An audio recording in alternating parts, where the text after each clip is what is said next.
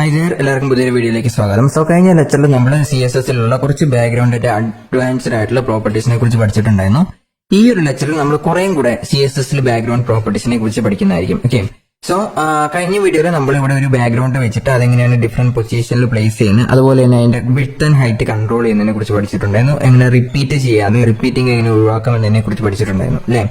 So ഈ ഒരു ലെക്ചറിൽ നമ്മൾ ആദ്യമായിട്ട് പഠിക്കാൻ പോകുന്നത് മൾട്ടിപ്പിൾ ബാക്ക്ഗ്രൗണ്ട് ഇമേജസ് നമുക്ക് ഉപയോഗിക്കാൻ പറ്റും. ഉദാഹരണത്തിന് ഇവിടെ നോക്കിക്കഴിഞ്ഞാൽ രണ്ട് ഇമേജ് ഞാൻ എടുത്തിട്ടുണ്ട്. ഒന്ന് A.jpg B.jpg എന്ന് പറഞ്ഞിട്ട് രണ്ട് ഇമേജസ് വെച്ചിട്ടുണ്ട്. അപ്പൊ ഈ രണ്ട് ഇമേജസും കൂടെ നമുക്ക് ജസ്റ്റ് ബാക്ക്ഗ്രൗണ്ടിൽ എങ്ങനെയാണ് കൊടുക്കുന്നതെന്ന് നോക്കാം. ഓക്കെ, സോ ഇതിന് നമ്മൾ യൂസ് ചെയ്യുന്ന ബാക്ക്ഗ്രൗണ്ട് ഇമേജ് എന്ന് പറഞ്ഞ പ്രോപ്പർട്ടിയാണ്. അതായത് ബാക്ക്ഗ്രൗണ്ട് ഇമേജ് എന്ന് പറഞ്ഞാൽ നമ്മൾ നോർമലായിട്ട് യൂസ് ചെയ്യുന്ന ഇതേ പ്രോപ്പർട്ടി തന്നെയാണ്. ഇതിന്റെ അകത്ത് നമ്മൾ URL എന്ന് തന്നെയാണ് കൊടുക്കേണ്ടത്.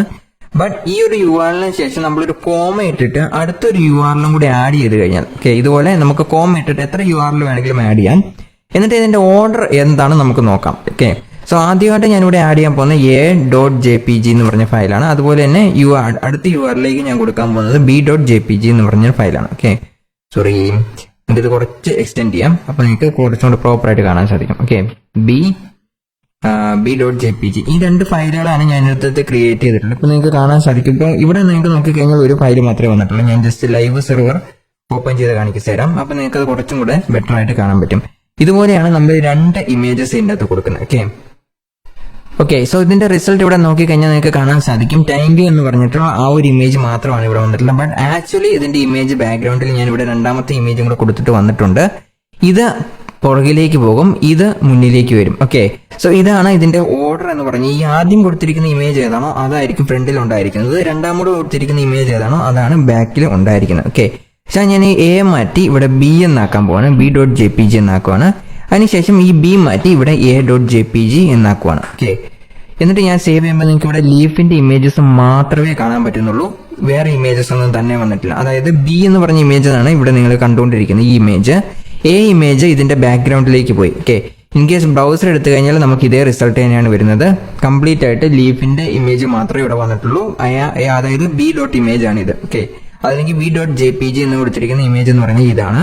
നമ്മൾ ആദ്യം കൊടുത്തിരിക്കുന്ന ഇമേജ് എന്ന് പറഞ്ഞു കഴിഞ്ഞാൽ എന്താണ്, ഈ കാണുന്ന A.jpg കഴിഞ്ഞ വീഡിയോയിൽ കണ്ട അതേ ഇമേജ് തന്നെയാണ് നമ്മൾ ഇവിടെ യൂസ് ചെയ്തിരിക്കുന്നത്. ഓക്കെ, ഞാൻ കുറച്ചും കൂടെ നിങ്ങളുടെ നിൽക്കുവാണ്. ഓക്കെ, സോ ഇവിടെ നിങ്ങൾക്ക് കാണാൻ സാധിക്കും ആദ്യത്തെ ഇമേജ്, അതായത് ബാക്ക്ഗ്രൗണ്ട് ഇമേജ് URL എന്ന് പറഞ്ഞ ഇത് റിപ്പീറ്റ് ചെയ്തിട്ടുണ്ട്, ഇതും റിപ്പീറ്റ് ചെയ്തിട്ടുണ്ട്. അപ്പൊ നമുക്ക് ഈ രണ്ട് ഇമേജസിന്റെയും റിപ്പീറ്റേഷൻ കൺട്രോൾ ചെയ്യണമെന്നുണ്ടെങ്കിൽ നമുക്ക് ഇതിന്റെ അകത്തൊരു പ്രോപ്പർട്ടി കൊടുക്കാം. ബാക്ക്ഗ്രൗണ്ട് റിപ്പീറ്റ് എന്ന് പറഞ്ഞ പ്രോപ്പർട്ടിയാണ് നമ്മൾ കൊടുക്കുന്നത്. ഓക്കെ, അപ്പം ബാക്ക്ഗ്രൗണ്ട് റിപ്പീറ്റ് എന്ന് പറഞ്ഞ പ്രോപ്പർട്ടി നിങ്ങൾക്ക് ഇവിടെ കാണാൻ സാധിക്കും. ഇത് കൊടുക്കുക. എന്നിട്ട് നമ്മൾ ഓരോ ഇമേജിനും പ്രോപ്പർട്ടീസ് കൊടുക്കുമ്പോൾ കോമയിട്ടാണ് ഓരോ ഇമേജസിനും പ്രോപ്പർട്ടീസ് കൊടുക്കുന്നത്. ഓക്കെ, സോ ഇപ്പോൾ ഉദാഹരണത്തിന് ഞാനിപ്പം രണ്ടെണ്ണത്തിൽ നോ റിപ്പീറ്റ് എന്ന് കൊടുക്കുവാണെങ്കിൽ, ഓക്കെ, നോ റിപ്പീറ്റ് എന്ന് കൊടുത്തു, അതിനുശേഷം കോമ ഇടുന്നു, വീണ്ടും നോ റിപ്പീറ്റ് എന്ന് പറഞ്ഞു കൊടുക്കുന്നു. ഓക്കെ, ഇങ്ങനെ കൊടുത്തു കഴിഞ്ഞാൽ രണ്ടും റിപ്പീറ്റ് ചെയ്തിട്ടില്ല. അപ്പം ഒരു ഇമേജ് മാത്രം ഇവിടെ സൈഡിൽ പ്ലേസ് ചെയ്തിട്ടുണ്ട്, ബാക്കി എന്താണ്, അതായത് ഇതിന്റെ ഏത് പൊസിഷനിലാണോ പിടിച്ചിരിക്കുന്നത് ആ ഒരു പൊസിഷനിലേക്ക് വന്നിട്ടുണ്ട്. ഓക്കെ, ഞാൻ ബ്രൗസറിൽ ഒന്നും കൂടെ എടുക്കാം, അപ്പൊ നിങ്ങൾക്ക് കുറച്ചും കൂടി ഈസി ആയിട്ട് കാണാൻ സാധിക്കും. ഓക്കെ, സോ ഇതാണ് നമ്മുടെ ആദ്യത്തെ ഇമേജ് എന്ന് പറഞ്ഞാൽ, അതായത് A.jpg എന്ന് പറഞ്ഞതും B.jpg എന്ന് പറഞ്ഞ് റിപ്പീറ്റ് ചെയ്യാതിരിക്കുന്നതുകൊണ്ട് അത് ഏത് സൈഡിലാണ് ഇരിക്കുന്നത്, അതിന്റെ ഒറിജിനൽ പൊസിഷൻ എവിടെയാണോ സ്റ്റാർട്ട് ചെയ്യുന്ന ആ ഒരു പൊസിഷനിൽ തന്നെയാണ് നമുക്കിരിക്കുന്നത്. ഓക്കെ, ഇനി നമുക്ക് ഇതിൻ്റെ അകത്ത് എന്ത് പ്രോപ്പർട്ടീസ് വേണമെങ്കിലും ആഡ് ചെയ്യാം. അതായത് ഈ ബാക്ക്ഗ്രൗണ്ടിന് വേണമെങ്കിൽ ഇതിന്റെ പൊസിഷൻ ചേഞ്ച് ചെയ്ത് നമുക്ക് വേറെ ഏതെങ്കിലും പൊസിഷനിലേക്ക് മാറ്റി വെക്കാൻ പറ്റും.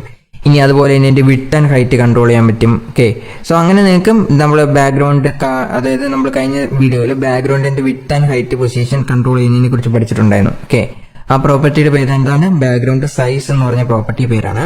ഇപ്പം ബാക്ക്ഗ്രൗണ്ട് സൈസ് കൊടുക്കുകയാണെങ്കിൽ ബാക്ക്ഗ്രൗണ്ട് സൈസ് എന്ന് പറഞ്ഞ പ്രോപ്പർട്ടി തന്നെയാണ് ഇതിനും യൂസ് ചെയ്യുന്നത്. നമുക്ക് ജസ്റ്റ് സൈസ് കൊടുക്കാം. ഓക്കെ, ബാക്ക്ഗ്രൗണ്ട് സൈസ് എന്ന് പറഞ്ഞ ഈ ഒരു പ്രോപ്പർട്ടി എനിക്ക് ഇവിടെ കാണാൻ സാധിക്കും. ബാക്ക്ഗ്രൗണ്ട് സൈസ് കൊടുത്തിട്ടുണ്ട്. സോ ആദ്യത്തെ ഇമേജിനാണ് ബാക്ക്ഗ്രൗണ്ട് സൈസ് കൺട്രോൾ ചെയ്യുന്നതെങ്കിൽ നമ്മൾ ജസ്റ്റ് ഇതിനിപ്പോ ഒരു 500 px, അതിനുശേഷം വീണ്ടും ഒരു 500 px കൊടുക്കുവാണെങ്കിൽ ആദ്യത്തെ ഇമേജിന്റെ ബാക്ക്ഗ്രൗണ്ട് കൺട്രോൾ ആയിട്ട് വന്നിട്ടുണ്ട്. ഓക്കെ, നമുക്ക് ജസ്റ്റ് ബ്രൗസറിൽ എടുത്ത് നോക്കാം.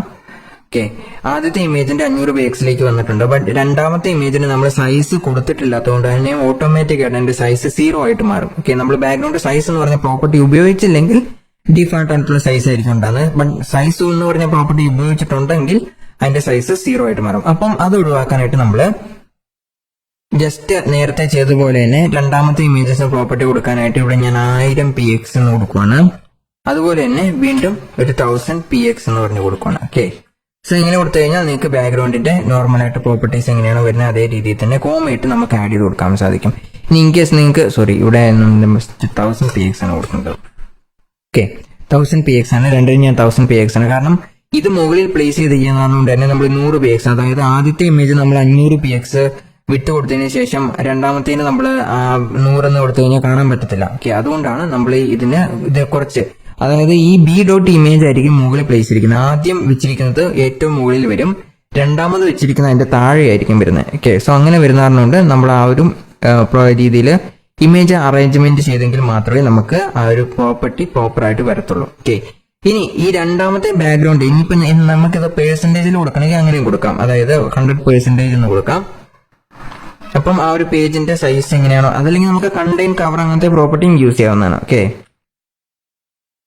കവർ എന്ന് പറഞ്ഞ പ്രോപ്പർട്ടി യൂസ് ചെയ്ത് കഴിഞ്ഞാൽ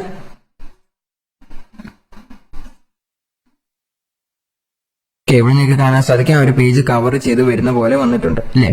ഇനി ഇതിന്റെ പൊസിഷൻ നമുക്ക് വേണമെങ്കിൽ ചേഞ്ച് ചെയ്യാം. അതിന് വേണ്ടിയിട്ട് നമ്മൾ ബാക്ക്ഗ്രൗണ്ട് പൊസിഷൻ എന്ന് പറഞ്ഞ പ്രോപ്പർട്ടിയാണ് ഉപയോഗിക്കുന്നത്. ഓക്കെ, ബാക്ക്ഗ്രൗണ്ട് പൊസിഷൻ പ്രോപ്പർട്ടി ഉപയോഗിക്കാം. ബാക്ക്ഗ്രൗണ്ട് പൊസിഷൻ പ്രോപ്പർട്ടി ഉപയോഗിച്ചിട്ട് നമുക്ക് ഓരോ ബാക്ക്ഗ്രൗണ്ടിന്റെയും പൊസിഷൻ ഡിഫോൾട്ട് ആയിട്ട് ചേഞ്ച് ചെയ്യാൻ പറ്റും. ഓക്കെ, അത് ഒരു ബാക്ക്ഗ്രൗണ്ട് മാത്രമാണ് നിങ്ങൾ ഉപയോഗിക്കുന്നതെങ്കിലും ബാക്ക്ഗ്രൗണ്ട് പൊസിഷൻ ചേഞ്ച് ചെയ്യാൻ പറ്റും. ഇൻ കേസ് മൾട്ടിപ്പിൾ പൊസിഷൻസ് ഉപയോഗിക്കുന്നെങ്കിലും നമുക്ക് ബാക്ക്ഗ്രൗണ്ട് പൊസിഷൻ ചേഞ്ച് ചെയ്യാൻ പറ്റും. ഇപ്പോൾ ഉദാഹരണത്തിന് ഞാനിപ്പം ഇതിന്റെ ആദ്യത്തെ ഇമേജിന്റെ പൊസിഷൻ അതിന്റെ റൈറ്റ് സൈഡിലേക്ക് മാറ്റാൻ പോവാണ്. ഓക്കെ, റൈറ്റ് സൈഡിലേക്ക് മാറ്റാൻ പോവാണ്. അപ്പം എനിക്ക് ഇനീഷ്യലി അത് ഏത് സൈഡിലാണ് ഇരിക്കുന്നത്, ലെഫ്റ്റ് സൈഡിലാണ് ഇരിക്കുന്നത്, അതായത് ഇവിടെയാണ് ബാക്ക്ഗ്രൗണ്ട് പൊസിഷൻ വന്നിരിക്കുന്നത്. എനിക്കത് റൈറ്റ് സൈഡിലേക്ക് മാറ്റണം, അതായത് ഈ സൈഡിലേക്ക് മാറ്റണം. ഓക്കെ, സോ അങ്ങനെ ഉള്ള സാഹചര്യത്തിൽ നമുക്ക് ബാക്ക്ഗ്രൗണ്ട് പൊസിഷൻ ഡയറക്റ്റ് ആയിട്ട് ഉപയോഗിക്കാം. നോർമലി ഇതിന്റെ പൊസിഷൻ എപ്പോഴും ലെഫ്റ്റ് സൈഡിൽ മുകൾ ഭാഗത്തായിരിക്കും. ഓക്കെ, അപ്പം ലെഫ്റ്റ് ടോപ്പ് എന്നായിരിക്കും എപ്പോഴും നോർമൽ അല്ലെങ്കിൽ ഡീഫാൾട്ട് ആയിട്ടുള്ള ബാക്ക്ഗ്രൗണ്ട് പൊസിഷൻ എന്ന് പറയുന്നത്. ഓക്കെ, സോ ഇവിടെ ബാക്ക്ഗ്രൗണ്ട് പൊസിഷൻ എന്ന് മാറ്റാം. നമ്മൾ സാധാരണ CSS പഠിച്ചുള്ള പൊസിഷൻ പ്രോപ്പർട്ടി അതുപോലെ തന്നെയാണ് ഈ പ്രോപ്പർട്ടിയും. പൊസിഷൻ പ്രോപ്പർട്ടിയിൽ നമ്മൾ ലെഫ്റ്റ് റൈറ്റ് ടോപ്പ് ബോട്ടം ഉപയോഗിക്കില്ല, അതേപോലെ തന്നെയാണ്. ബട്ട് ഇവിടെ നമ്മൾ രണ്ട് വാല്യൂസ് ഒരുമിച്ചാണ് യൂസ് ചെയ്യുന്നത്. ഓക്കെ, ഇപ്പൊ ഞാനിവിടെ റൈറ്റ് എന്ന് കൊടുക്കുവാണ്. ഓക്കെ, കാരണം നമ്മൾ രണ്ട് ഇമേജസ് ഉപയോഗിക്കുന്നുണ്ട്, അതുകൊണ്ടാണ് രണ്ട് വാല്യൂസ് ഒരുമിച്ച് കൊടുക്കുന്നത്. റൈറ്റ് എന്ന് കൊടുത്തു കഴിഞ്ഞാൽ എല്ലാത്തിന്റെയും ബാക്ക്ഗ്രൗണ്ട് പൊസിഷൻ റൈറ്റ് സൈഡിലേക്ക് മാറുന്നതായിരിക്കും. അപ്പൊ രണ്ട് ഇമേജസ് നിങ്ങൾക്ക് വേറെ വേറെ മാറ്റി മാറ്റി കൊടുക്കണമെന്നുണ്ടെങ്കിൽ നിങ്ങൾ ഓരോന്നിനും വേണ്ടിയിട്ട് നമ്മൾ സ്റ്റൈല് ഡിഫൈൻ ചെയ്യണം. ഓക്കെ, ഉദാഹരണത്തിന് നിങ്ങൾ നോക്കി കാണാൻ സാധിക്കും രണ്ടെണ്ണിന്റെയും റൈറ്റ് സൈഡിലേക്ക് മാറിയിട്ടുണ്ട്. ഓക്കെ, സോ അത് ജസ്റ്റ് ഒഴിവാക്കാനായിട്ട് അതിന്റെ പ്രോപ്പർ ആ സ്ട്രക്ചറിങ്ങിന് പ്രോപ്പർ വരാനായിട്ട് നമ്മൾ എന്ത് ചെയ്യണം, കോമയിട്ട് അടുത്ത വാല്യൂ എന്താണോ അതും കൂടെ കൊടുത്തിരിക്കണം. ഓക്കെ, കാരണം നമ്മൾ രണ്ട് ബാക്ക്ഗ്രൗണ്ട് ഇമേജസ് യൂസ് ചെയ്യുന്നുണ്ട്, അതുകൊണ്ട് നമ്മൾ കോമയിട്ട് രണ്ട് വാല്യൂസ് കൊടുക്കണം. ഒരു ഇമേജസ് മാത്രമാണ് യൂസ് ചെയ്യുന്നതെങ്കിൽ നിങ്ങൾ ഒരു വാല്യൂ മാത്രം കൊടുത്താൽ മതിയായിരിക്കും. ഓക്കെ, ഇങ്ങനെ മൾട്ടിപ്പിൾ ബാക്ക്ഗ്രൗണ്ട് യൂസ് ചെയ്യുന്നുണ്ടെങ്കിൽ ഇങ്ങനെ തന്നെ പ്രോപ്പർട്ടീസ് കൊടുക്കേണ്ടതാണ്. ഓക്കെ, അപ്പൊ നമ്മളിവിടെ കൊടുക്കാൻ പോകുന്നത് ലെഫ്റ്റ് സൈഡിലാണ് ഡീഫാൾട്ട് ആയിട്ടിരിക്കുന്നത്, അപ്പം ലെഫ്റ്റ് എന്ന് തന്നെ കൊടുക്കുവാണ്. ഓക്കെ, ലെഫ്റ്റ് എന്ന് കൊടുക്കുന്നു, സേവ് ചെയ്യുന്നു. ഓക്കെ, അപ്പം ഈ ഒരു പ്രോപ്പർട്ടി ഡീഫാൾട്ട് ആയിട്ട് എങ്ങനെയാണോ വരുന്നത് അതേ രീതിയിൽ തന്നെ, കാരണം ലെഫ്റ്റ് സൈഡിലാണ് നോർമലി ഈ ഒരു രണ്ടാമത്തെ ബാക്ക്ഗ്രൗണ്ട് അലൈൻ ചെയ്ത് വെച്ചിരിക്കുന്നത്, അതുകൊണ്ടാണ് ലെഫ്റ്റ് സൈഡിലേക്ക് നമ്മൾ കൊടുക്കുന്നത്. ഓക്കെ, ഇനിയിപ്പോ എനിക്ക് റൈറ്റ് സൈഡിന്റെ, അതായത് ഇവിടെ റൈറ്റ് സൈഡിന്റെ ബോട്ടം ഭാഗത്താണ് വേണ്ടെങ്കിൽ റൈറ്റ് ബോട്ടം എന്ന് കൊടുക്കാൻ പറ്റുന്നതാണ്. ഓക്കെ, ഉദാഹരണത്തിന് ഞാനിവിടെ റൈറ്റ് ബോട്ടം എന്ന് കൊടുക്കുവാണ്. ബോട്ടം ഭാഗത്തേക്ക് പോകുവാണെങ്കിൽ അത് താഴേക്ക് മൂവ് ആവുന്നതായിരിക്കും, റൈറ്റ് സൈഡിൽ താഴേക്ക് മൂവ് ആവുന്നതായിരിക്കും. ഓക്കെ, സോ അങ്ങനെ കൊടുക്കാനായിട്ടാണ് ഞാൻ ജസ്റ്റ് ബ്രൗസർ ഓപ്പൺ ചെയ്യാം.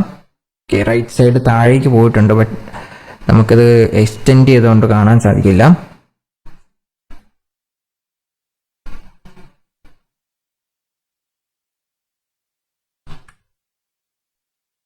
ഓക്കെ, ലെഫ്റ്റ് ടോപ്പ് എന്ന് പറഞ്ഞ പ്രോപ്പർട്ടി കൊടുത്തു കഴിഞ്ഞാൽ ഇത് പ്രോപ്പർ ആയിട്ട് വരുന്നതായിരിക്കും.